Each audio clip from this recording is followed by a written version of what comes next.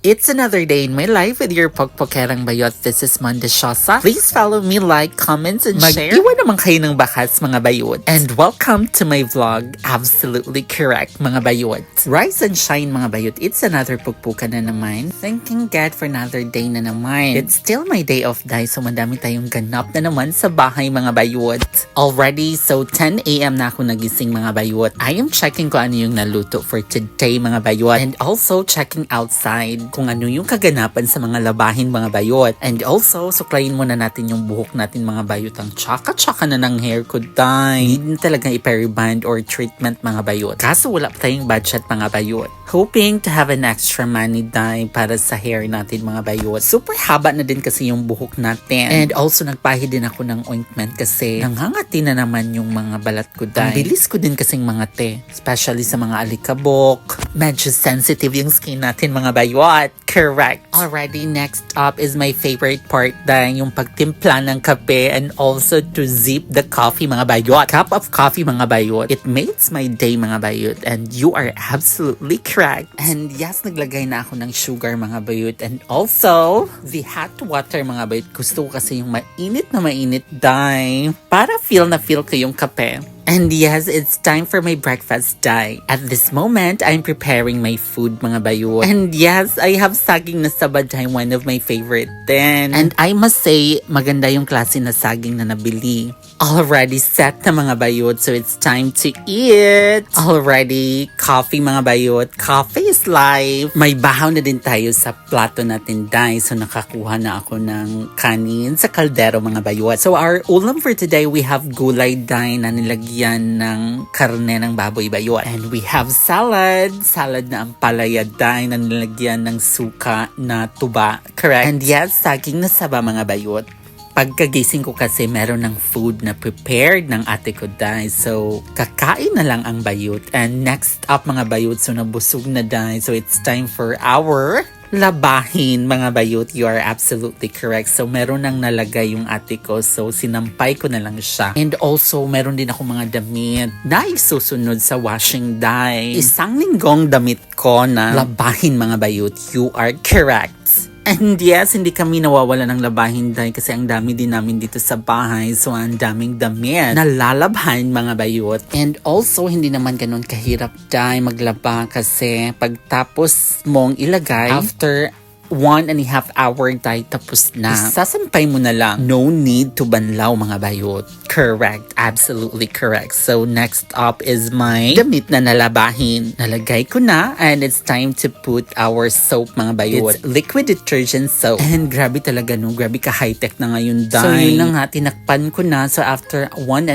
hour, matatapos na to, dahil. You are correct. So, pasensya na yung labas ng bahay namin. Medyo madaming gamit, so medyo makalat siya. Ang dami kasing gamit dito, wala nang malagyan, dahil, and hindi naman ganun kalawak talaga yung bahay namin dito, dahil. FYI, bahay pala ng auntie ko, kapatid ng papa ko. Dito na kasi ako tumira. Na-demolish kasi yung bahay na tinirhan ko dati sa Pasig. Wala na din ako malipatang ibang bahay na malapit lang sa trabaho, so I decided, bayot, to stay here na lang sa bahay ng auntie ko, dahil. You are absolutely correct. So nasampay ko na lahat ng mga labahin, dahil. Na nalabahan na, of course. So next up, magkulay ko ng buhok ng ate ko, dahil. Of course, one of our talent days is yung pagpaganda. Of course, kabaklaan, hindi ka ganap na bakla pag hindi ka marunong nito, dahil. You are absolutely correct. So at this moment, nagmix na ako ng pampakulay ng buhok. Alright, so ang kulay nito is blonde, and ang ganda ng outcome nito, dahil. Alright, so medyo makapal yung buhok ng ate ko. So 2 box yung binili niya. So hinalo ko na lahat kasi alam ko talagang tamang-tama lang to yung 2 box sa buhok niya. So yes, it's time to apply the mixture, mga bayot,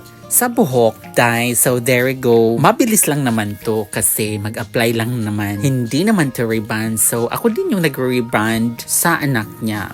Of course, kabaklaan. So magaling tayo dyan, dahil. You are absolutely correct. So, inabot kami ng almost 1 hour yung pag-apply nito. And yes, kasyang-kasya lang talaga yung mixture dye sa buhok. And in fairness, yung outcome nito ang ganda. Ang ganda ng kulay dye, nakakaputi. You are absolutely correct mga bayot. And next nito dye, kumuha ko ng malunggay mga bayot sa kapitbahay. Kasi ako na naman yung magluluto for today mga bayot. And wala kasing tao dye, so kumuha na lang ako. Hindi na ako nagpaalam mga bayot. At this moment, tahol ng tahol yung aso dye. So yes, nakakuha na ako ng malunggay for our dish for today. So yes, ulam natin for today is sinabawang karne ng baboy dye na hiniwa ko ng maliliit. You are absolutely correct. So it's time to saute na dye our pampalasa. So we have luya and also the sibuyas dye. And of course, we have to halo-halo mga bayot and also our kamatis. Already, so nilagay ko na din yung kamatis natin dahil panghuli yung kamatis natin and also the karne. Alright, as always, palabasin muna natin yung mantika, yung natural mantika ng baboy dahil. Karne ng baboy, correct mga bayot. At magluluto din ako ng chicken dye. So, our second dish is fried chicken mga bayot. You are correct. It's time to saing na rin.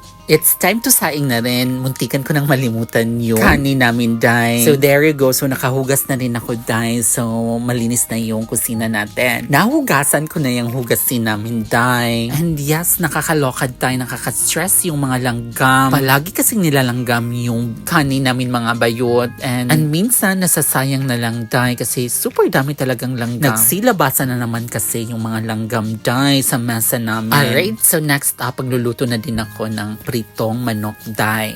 Nilinis ko lang yung kawali namin and yes, it's time to fry our chicken mga bayot. So ginamit ko lang yung used na mantika dye kasi pwede pa naman. Super linaw pa naman yung mantika dye. And also natimplahan ko na rin yung manok natin. Tinimplahan ko siya ng bawang, calamansi, magic syrup bayot. Nasa kamay yung tunay na magic mga bayot. And yes, na-fry ko na nga siya dye. So it's time to baliktad the manok dye. And yes, it's super sarap ha. Walang halong eme mga bayot. You are absolutely correct. And also after this, hinimay ko na rin yung malunggay nating nakuha sa kapitbahay. Hindi naman ganun ka rami yung nakuha ko. Konti lang kasi kakatubo lang din ng malunggay nila. You are absolutely correct, guys. So yes, tinimplahan ko na din yung sabaw natin. And also nilagay ko na yung malunggay, guys. So yes, ito na naman yung kaganapan natin bayot. It's another day in my life with your Pokpokerang Bayot. Please follow my Facebook page, Pokpokerang Bayot, TikTok, Instagram, and YouTube account,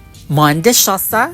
Thank you so much for watching and you have a good one. Bye!